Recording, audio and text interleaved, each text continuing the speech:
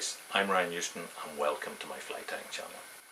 The channel contains hundreds of different videos catering from beginners right through to the more advanced tyers and covering flies and patterns from all around the world. If you like what you see, stick around until the end of the video where generally you'll find the pattern description, and don't forget to hit that subscribe button down below. Let's get on with the show. Hi guys, so we're going to tie another Peeping Caddis. This one is going to be all Deerhair apart from the peep. So this is a size 12, it's a long shank, it's a mustad, and what I've done is I've put on maybe a dozen or so turns of fine lead wire. Now you can see I've left a portion at the front, bare shank, and at the back, bare shank. So I'm going to take my tying thread and start it at the front here. The reason for this, I'm going to keep this bit to guide my thread as it goes over those lead wraps. And what I'm going to do is I'm just going to take a little bit of super glue and just run it across my lead wraps. So once, it'll take a little while just to get the first one to catch, but once I'm there, you'll see I'll start to wrap backwards. My thread wraps are going down in through my wraps of lead. And then once I get off the back, I'll then snap off my tying thread. So I'm going to use one of these little mini mops. This one is a bright yellow. I have taken a marker and just put a little dab of it just on the very end of my mop. And then I am going to just very quickly flame that. That gives me a little bit of taper and gives me that blackhead. You can do it without putting the marker on it, but it just doesn't give you the same colour whenever you burn it unless you completely set fire to it. So what I'm going to do now is I'm going to measure how much I want to stick out the back, plus where it matches with the back of my lead wraps here, and then I'm going to trim off that bit. It's unwanted. So that means that then when I offer this up to the back of my lead wraps, tie it in forward,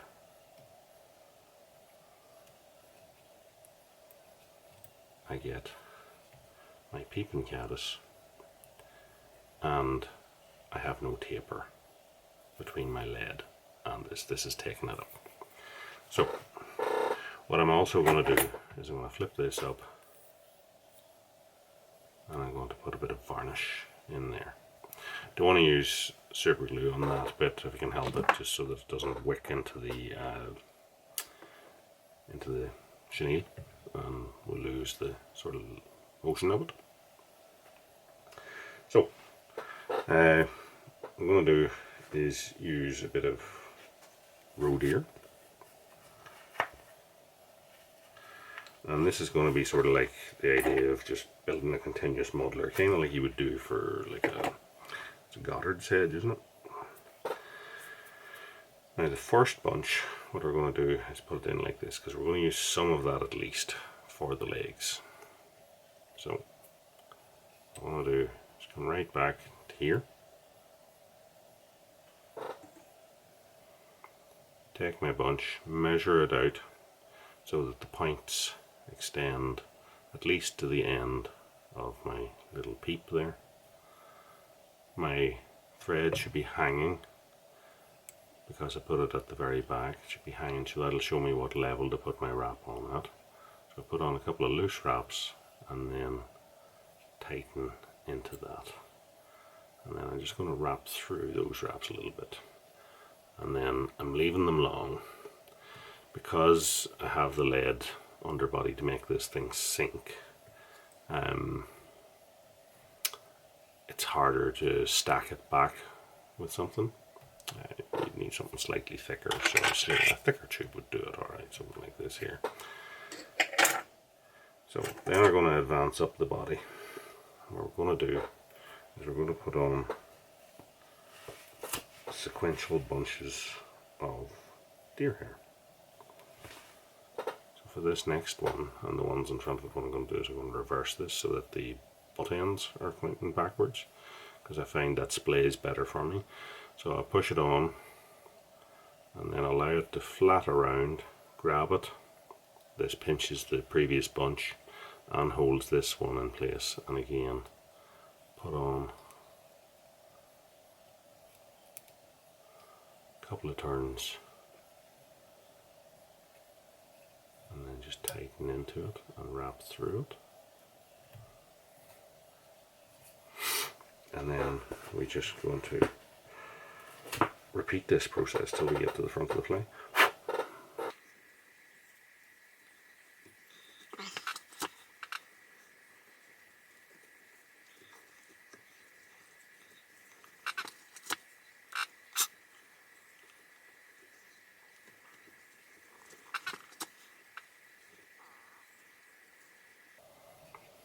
So that's probably the last wrap that we'll get while it's on the lead. So I'm just going to come to the front of that. And this one bunch here should hopefully finish it at the front. So we're now just on bare shank again. Allow that to splay around.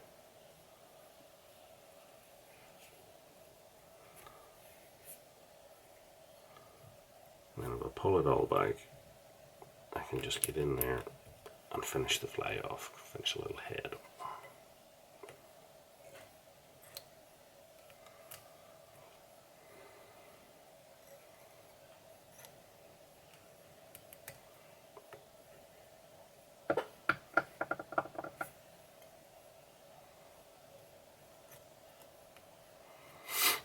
If you like using a whip finish tool, you use a whip finish tool.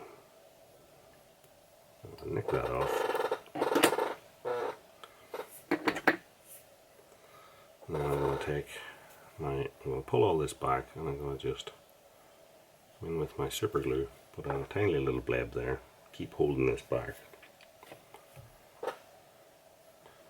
and then I'll just clear the eye. So that's the fly tied, or the tying part of it is done anyway, so we just need to now take in with our scissors, and what I want to do is get it cut quite close into the body. So I'm using straight scissors here.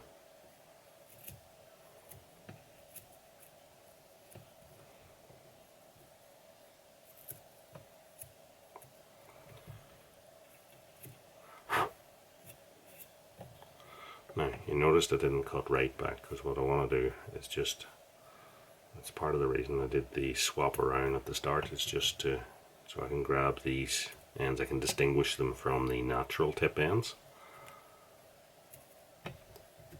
and just pull them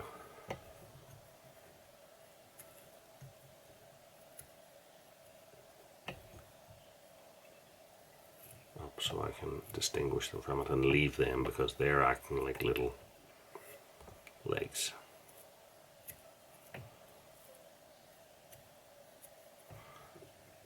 So you can do this whole job with your scissors if you want, or you get it that far with the scissors and then just take one of these sort of trimming devices .